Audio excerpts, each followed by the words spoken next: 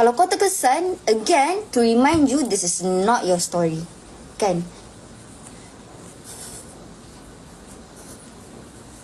Mak aku yang kahwin, kau yang beria. Tolong malu sikit. I'm happy for my mom tau. Let's not get it twisted. We're all happy for our moms.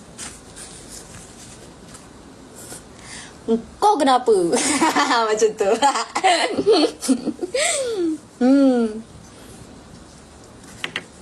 Ini cakap pasal apa? Pada sesiapa yang terasa.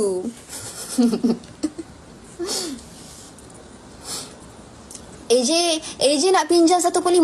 Akak, AJ ni bukan tak pernah minta. Pernah. AJ minta adalah, dapatlah, kan?